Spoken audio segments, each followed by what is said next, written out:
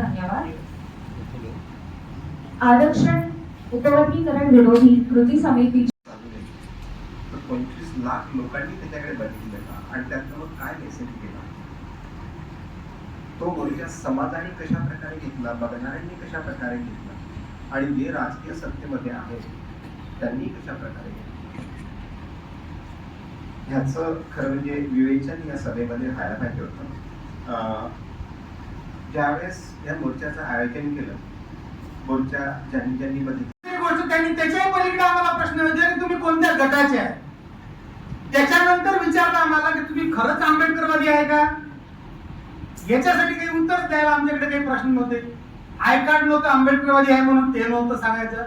शेवटी आम्ही प्रत्येकाच्या घराजवळ जाऊन आमच्या समुदायातले डॉक्टर, वकील, इंजिनियर सर्व होते. आम्ही त्यांच्या पाया लागत होतो, हाताला पायाला स्पर्श करत होतो, सांगत होतो की येणाऱ्या पिढीसाठी जर तुम्हाला जगायचं असेल तर आता तुम्हाला या मोर्चामध्ये यावं लागेल, तुम्हाला झेंड्याजवळ यावं लागेल, तुम्हाला आम्हाला ऐकावं लागेल. आणि खरोखर त्यांनी चांगल्या प्रकारचा प्रतिसाद दिला आणि या लोकांनी मोर्चा यशस्वी करून दाखवला. ज्या मुवमेंट लोकलला काम करतात तो आपल्या मुवमेंट मध्ये एकही मुद्दा नसतो. एक पोरगा दिल्लीवरून एक पोस्ट करते आणि तो सांगते की बा नीटचा पेपर लीक झालाय, आता आपल्याला कॉक्रोच पार्टी काढायला लागते, हजारो फॉलोअर्स होतात. याला म्हणतात राजकीय साक्षरतेचं उदाहरण. तो कन्व्हर्ट किती होते वोटिंग मध्ये त्याचं मला काय घेणं नाही. दुसरी महत्वाची गोष्ट, उपवर्गीकरणाच्या संदर्भामध्ये जेवढे मुद्दे आहेत त्या मुद्द्यांसोबत तुम्ही याच्यानंतरचे जेवढे आंदोलन करता तर कळीचे जे मुद्दे आहेत ते सुद्धा उचलले पाहिजे. त्या दिवशी आपल्या आंदोलनामध्ये एक पोरगा होता, तो आंदोलन सुरू झालं तेव्हापासून हिंगणघाटचा पोरगा आहे तो. त्याचा बाबासाहेबांचा फोटो घट्ट पकडून होता, जेव्हा भाषणही चालू होतं तेव्हा घट्ट पकडून होता. मी त्याला प्रश्न केला, मित्र तू बाबासाहेबांना एवढा काऊन घट्ट पकडत आहे. सर तुम्हाला खरं सांगू का म्हणे, आमच्यासाठी काय तेवढं सांगा म्हणे, फक्त हे लयच पकडून ठेवावं लागते म्हणे. यालाच तर लोकांनी हलवलं म्हणे खूप. त्यानं विनोदाने जरी म्हटलं तरी परंतु ती गोष्ट मार्मिक होती मित्र. बाबासाहेबांच्या या सर्व प्रक्रियेला राजकीय, शैक्षणिक आणि सामाजिक दृष्टिकोनातून हलवण्याचे जेव्हा प्रयत्न झाले तेव्हा आपल्यासारख्या बुद्धिवंतांनीच क्रांत्या केल्या आहेत. आणि म्हणून नागपूरच्या मोर्चाने पूर्ण भारतामध्ये अनालिसिस करायला लावलाय. ओम सुधा नावाचा माणूस आहे, डॉक्टर ओम सुधा, जंतर मंतरवर आता उपवर्गीकरणाचा निषेध म्हणून त्याने आम्हाला आताच फोन केला, मेरे को दिल्ली में भी करना है. त्याचं काय कारण आहे माहिती आहे का, या सर्व गोष्टी झाल्या पाहिजे. आणि म्हणून माझी सर्वांना विनंती आहे, याचं एक डॉक्युमेंटेशन व्हावं चिंतन त्याच्यामध्ये. दुसरी महत्वाची गोष्ट, आंदोलनामध्ये आम्ही वारंवार सांगितलं, आमच्या यवतमाळचे महासंघाने आम्ही बाहेर जास्त आणल्या होत्या लेडीज. त्याचं कारण होतं, आम्ही त्यांच्या सर्व व्यवस्था केल्या, त्याचं कारण होतं ताकद त्या ठिकाणी लागली की विदर्भ पिंजून काढण्यामध्ये महाराष्ट्रामध्ये जी जी मंडळी आहे त्या लोकांना फोनद्वारे जर आम्ही पोहोचू शकलो नाही तरी ही जी मंडळी आहे ही सातत्याने प्रयत्न करत होते. हे मी सगळं बघितलं.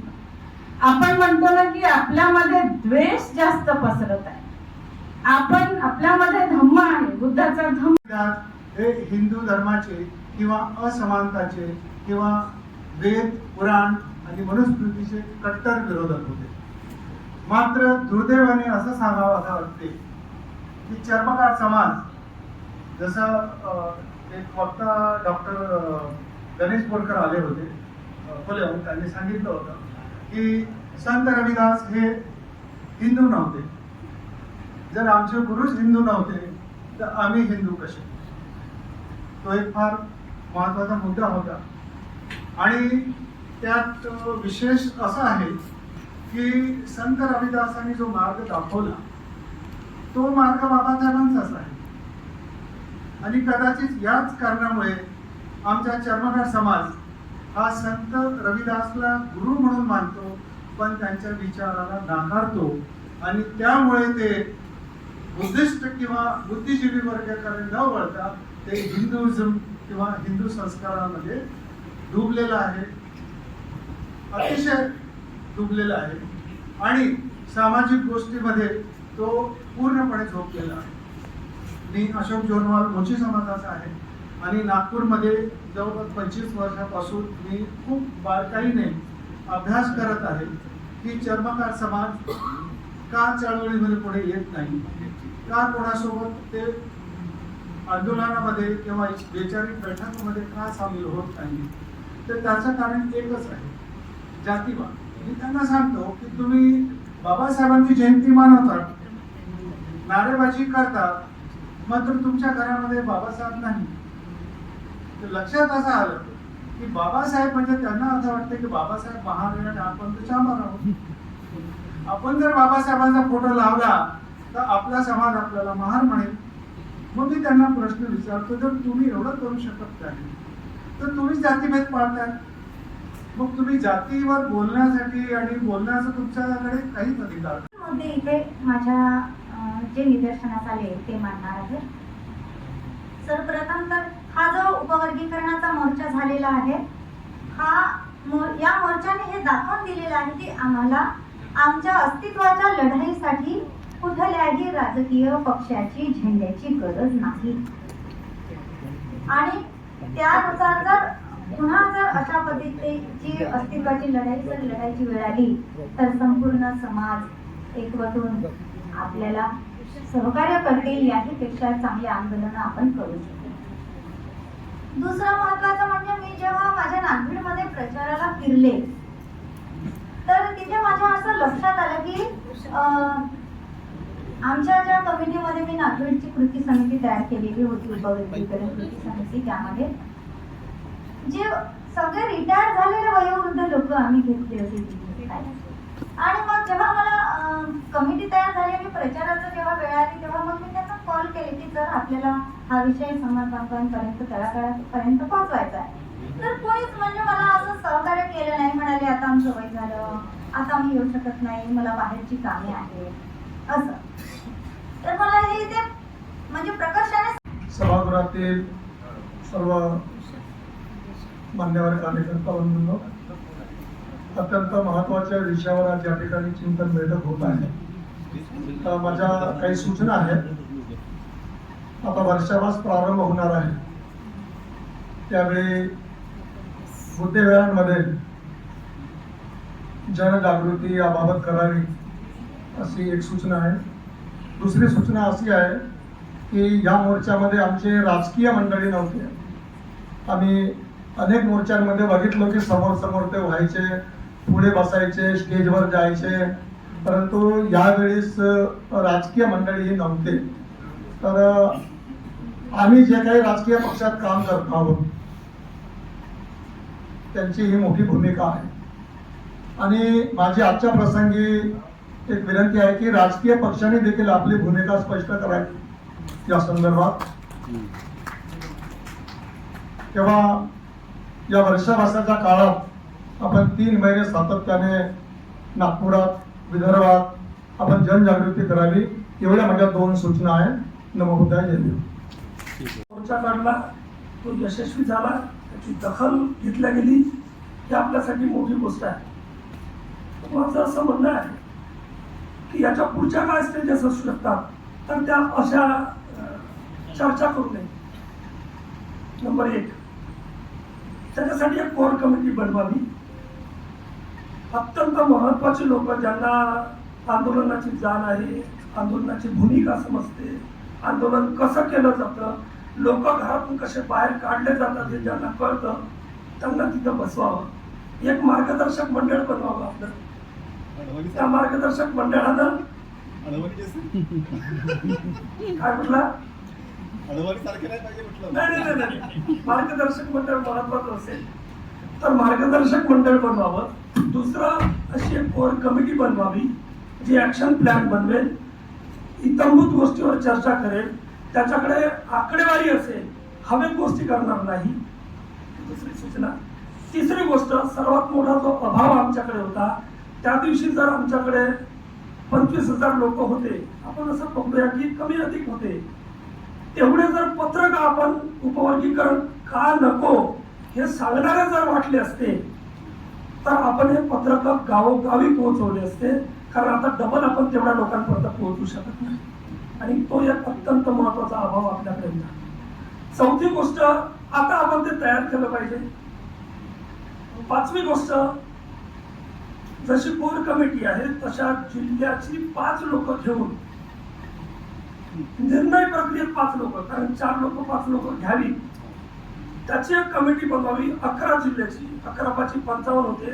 55 पैकी ही विदर्भाची कमिटी असेल, त्याच्यावरती एक कोर कमिटी असेल, ती 21 लोकांची असावी.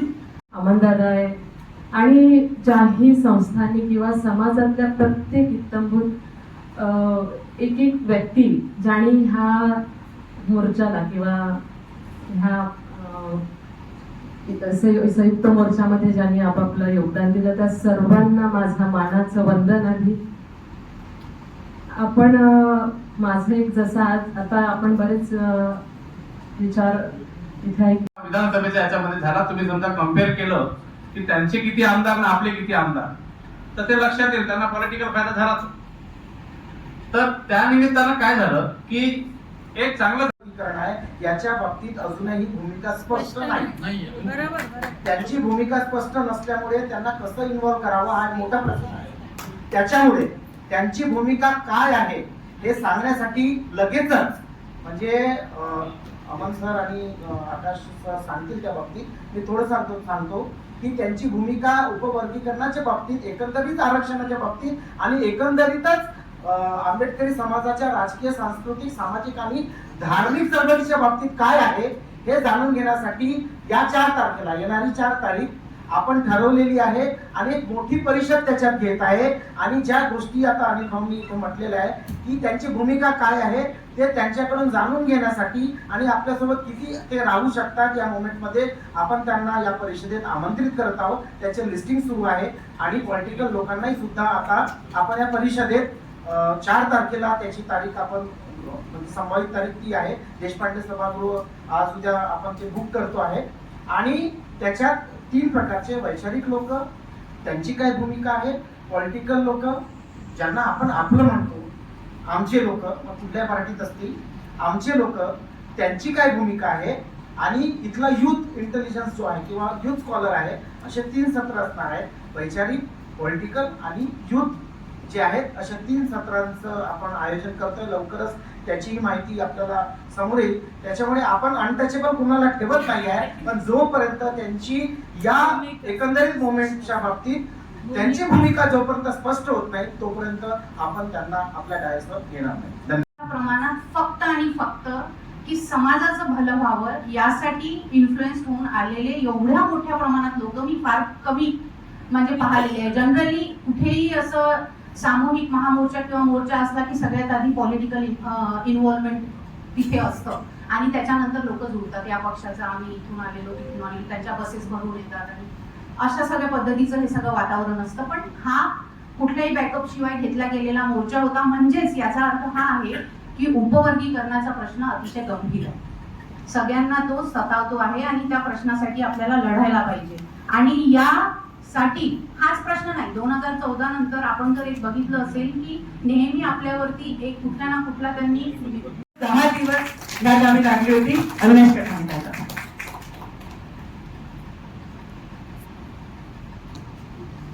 सगळ्यांना समोर जय भीम.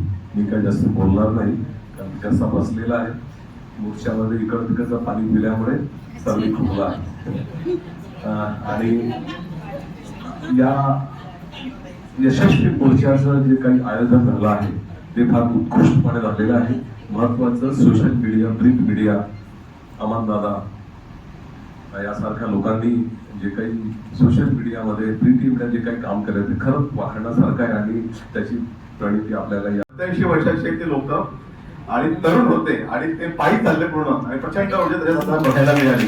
आता आले नाहीत ते, पण आपल्या सगळं मोर्चा आयोजन करताना आपल्यासोबत नॉर्थ नागपूर सिटीजन फोरम आणि युवा ग्रॅज्युएट फोरम अनेक न्यूज त्या ठिकाणी होते.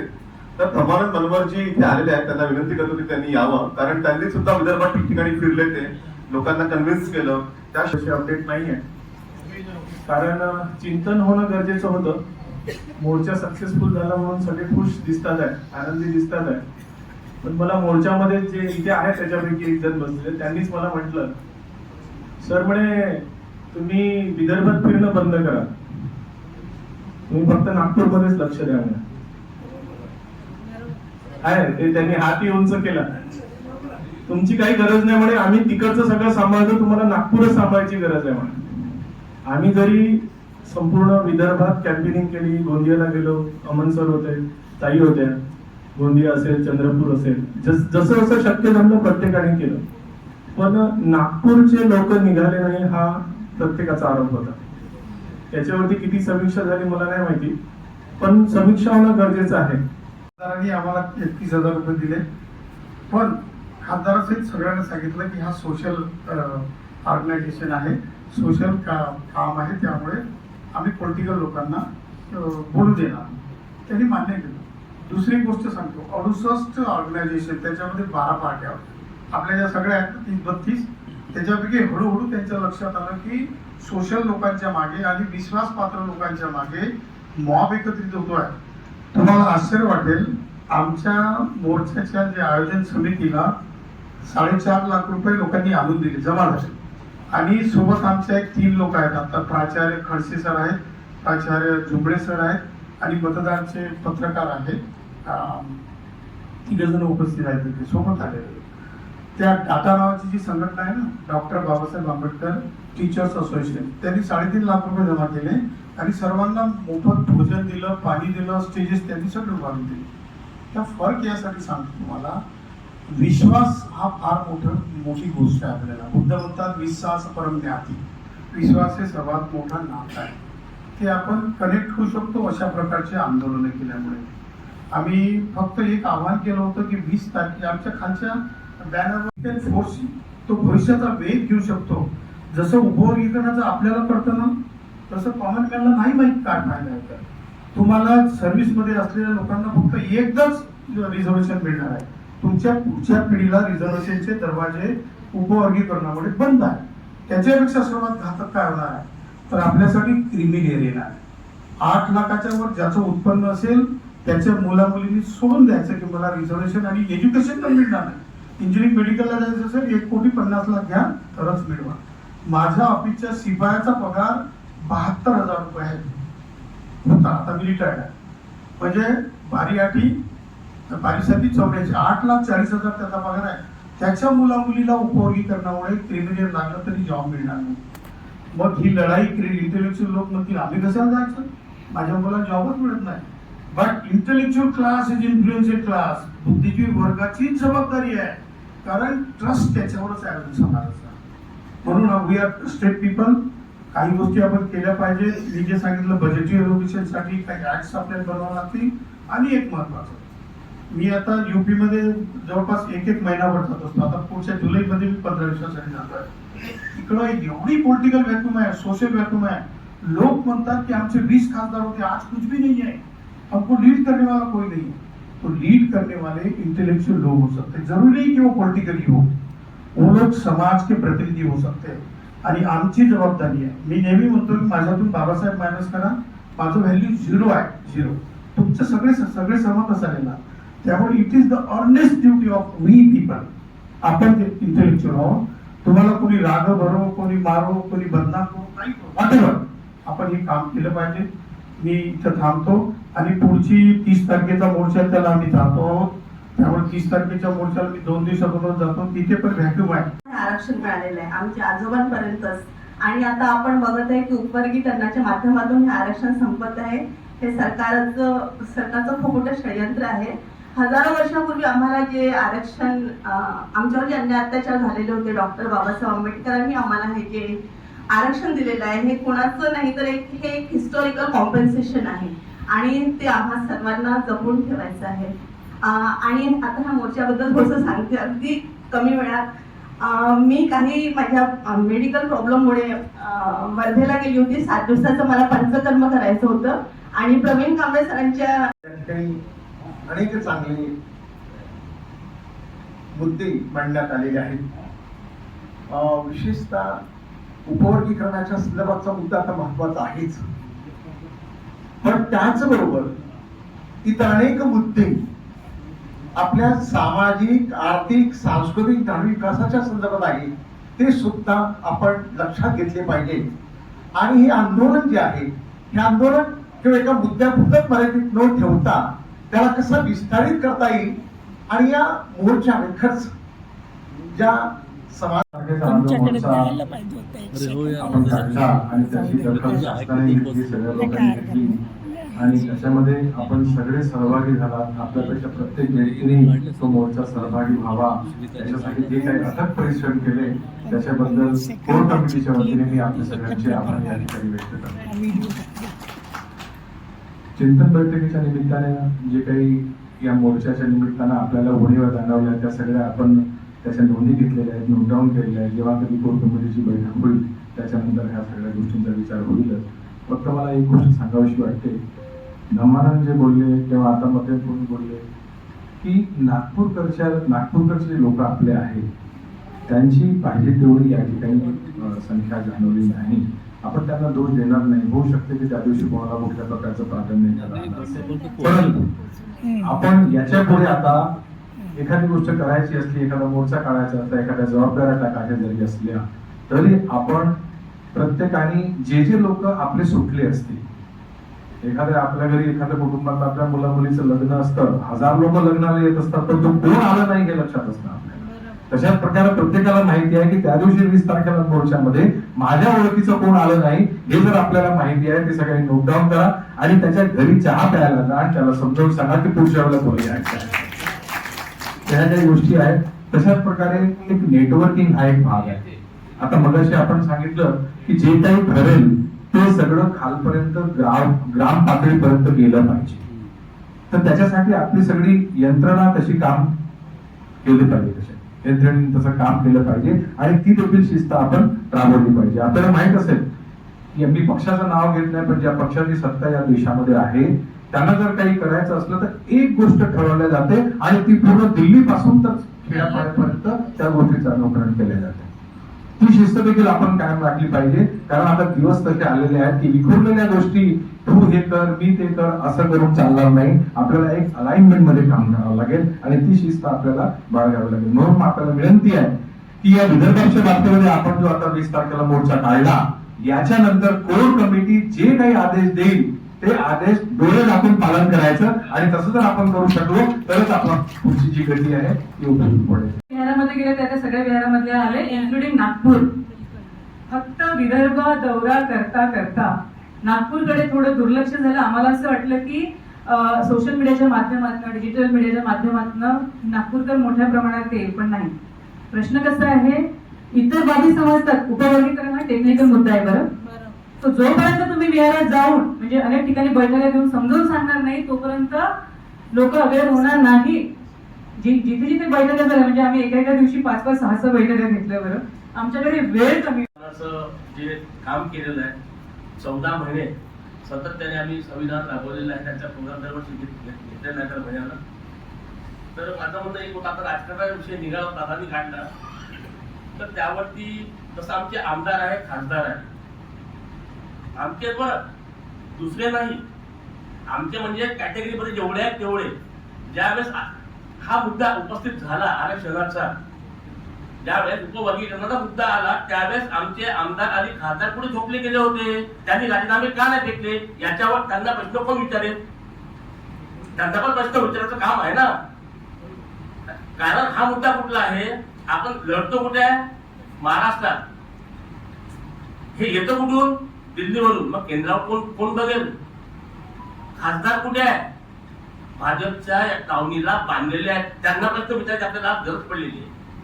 ते कधी विचारू आपण एकमेकांना फक्त बोलतो, टीका करतो, याला ओढा त्याला ओढा, पण त्याला आपण आमदाराला खासदाराला पत्र देतो की दादा तुम्हाला असं करायचं आहे. अरे असं करायचं नंतर कर, पहिले राजीनामा दे. मनगटात दमक पाहिजे आमदाराच्या खासदाराच्या. जर त्याच्या मनगटात दमक असेल तरच त्यांनी नेतृत्व करावं समाजाचं, अदरवाईज नाही करू. एवढं ते 31,000 आम्हाला 101 लोकांनी मदत केली आणि ती मदत आम्हाला 4.5 लाख रुपये मिळाले. आमचा खर्च जो होता तो केवळ 2.25 लाखामध्ये आमचं संपूर्ण झालं आणि आमच्याकडे 2.25 लाख रुपये शिल्लक आहे. आता तो खर्च आम्ही कसा करायचा ते पुढील आंदोलन. चिंतन बैठक आहे आणि चिंतन मनन ते पोट भरल्याशिवाय होत नाही. आणि त्या तुमचं पोट भरणं आणि चिंतन माझं भाषण याच्यामध्ये मला उभं करून ठेवलेलं आहे. या लोकांनी पूर्ण विलन म्हणून मला तुमच्यासमोर उभं केलं आहे. वरुण अध्यक्ष म्हणतात, वरुण अध्यक्ष म्हणतात. तर मग असं मोर्चा हा अत्यंतपणे फार चांगल्या प्रकारे फार शिस्तीत आपला चांगला झालेला आहे, सफल झालेला आहे, यामध्ये काहीही शंका नाही. मोर्चाचे जेव्हा चिंतन बैठक आपण करतो तेव्हा मोर्चाचे फायदे काय झाले आणि समोरची दिशा काय असेल, चुका ह्या होणार आहेत. आपण काही या मोर्चामध्ये कुठले शिस्तभंग केले नाही किंवा चुका केलेल्या नाहीत. माझ्या मताप्रमाणे अत्यंत शिस्तीतला मोर्चा होता. नागपूरचे लोक जोडले असते तर ती 4ची रांग न राहता पूर्ण रस्त्यामध्ये आपले लोक राहिले असते. एवढी फक्त एक खंत आहे. बाकी मोर्चा अत्यंत शिस्तीत होता. महिलांचा जो थोडा आक्षेप होता की यांच्या पुढे पुढे जात होते वगैरे, तर त्याच्याबद्दल सर्व पुरुषांनी स्वतः समक्ष असावं. 59 जातीचे सगळे प्रतिनिधी यांचे मी फार आभार मानतो. विषय फार चिंतेचा आहे. उपवर्गीकरणाच्या विषयावर आम्ही एवढे सेन्सिटिव्ह काय आहोत याच्या मागचं एक मोठं कारण हे आहे की जर उपवर्गीकरण झालं तर फार मोठ्या प्रमाणात आरक्षणाची हेळसाळ होणार आहे. आरक्षण संपणार आहे. ते संपू नये म्हणून आमचा लढा आहे. आपल्या आता इथे जेवढे काही बसलेले आहेत किंवा आपण 1.5 कोटी लोक जे आहोत त्यापैकी जवळपास 1.25 कोटी लोक आरक्षणाच्या भरोश्यावर त्यांचं जीवन व्यापन करतात. आणि यामधलेच ही सगळी लोक आहेत जी आंबेडकरी चळवळ चालवतात. आंबेडकरी चळवळीला खतपाणी देण्याचं काम हे आपल्याच टॅक्सेसच्या पैशातनं झालेलं आहे आणि ते आरक्षणाच्या माध्यमातून मिळालेलं आहे. त्याच्यामुळे मी पहिल्या दिवशीपासून म्हणतोय की आपण उपवर्गीकरणाचा विषय हाताळत असताना आपण ह्या देशाचे करदाते आहोत.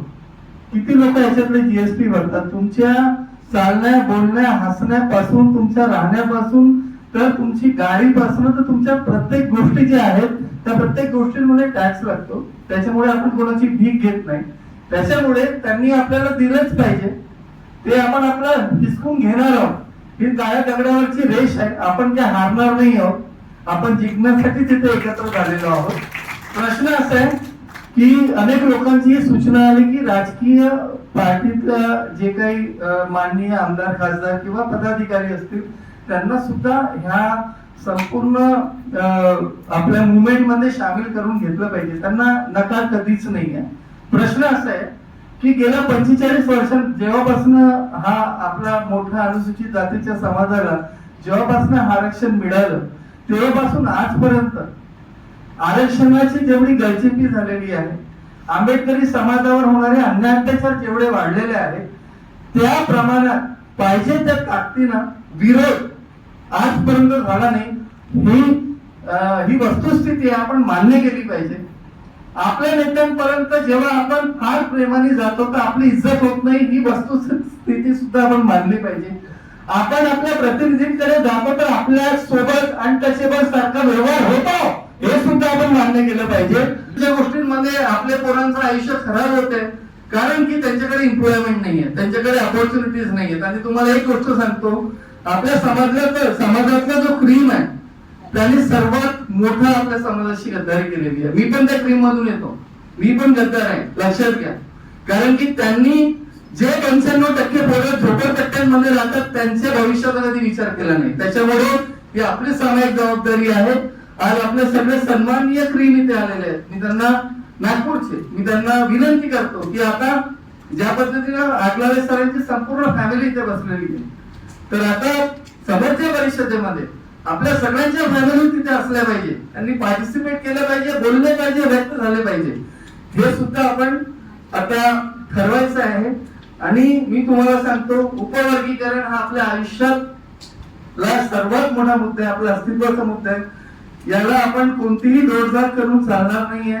आपल्याला फार ताकदीनं लढायचं आहे आणि त्या ताकदीनं लढायसाठी नीतिवान कॅरेक्टर असलेले आणि एक विजन असलेल्या लोकांची चमू लवकरच, जसं धर्मदादांनी सांगितलं त्या पद्धतीने त्या लोकांची सुद्धा आपण मदत घेणार आहोत आणि त्या पद्धतीने आपण वाटचाल करणार आहोत. आता फक्त एकच गोष्ट सांगतो की उपवर्गीकरण आम्ही होऊ देणार नाही. अंकुश दादा, तुम्ही जे सांगितलं ते पण आमची तयारी आहे, पण आम्ही टप्प्याटप्प्याने करू, कारण की